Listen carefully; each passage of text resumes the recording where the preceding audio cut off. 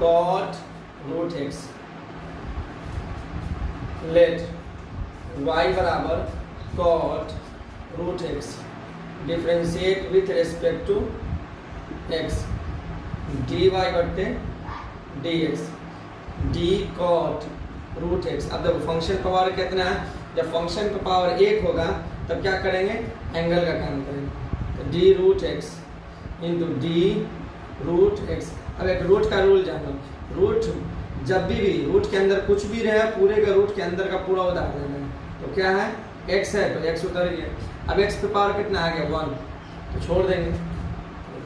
Formula सब याद करें, जैसे cot का होता है cot x, तो dx का होता है माइनस cos स्क्वायर x होता है, और d रूट एक्स बटे dx, इसका वैल्यू कितना होता है, तो 1/2 रूट एक्स होता है। क्लियर, फार्मूला आपको याद रहेगा तो समझ में आएगा, फार्मूला याद करें। क्लियर, कॉट का क्या होता है माइनस कॉसेक स्क्वायर।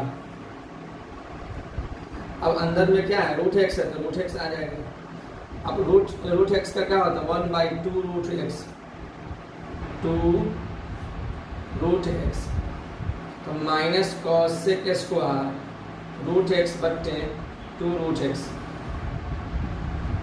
यह आंसर हो गया डी वाई बट्टे। क्वेश्चन नंबर 7 है। चलिए क्वेश्चन नंबर 8 को देखते हैं।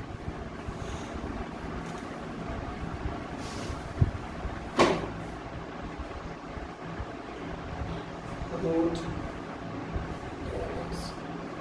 लेट y बराबर रूट tan x। अब देखें differentiate with respect to x dy बट्टे dx d root tan x। अभी जस्ट बताएं कि रूट के अंदर कुछ भी रहे, जब रूट का काम हो रहा है, अभी रूट का काम हो रहा है, क्लियर, अंदर का काम नहीं, जब भी रूट का काम होगा तो रूट के अंदर कुछ भी रहे सबको उतार देना। तो d tan x into tan को ले जाएंगे, वो अब तक ले जाना है जब तक x ना आ जाए नीचे, ठीक है। अब फंक्शन पावर कितना 1 है तो नीचे x चला जाएगा।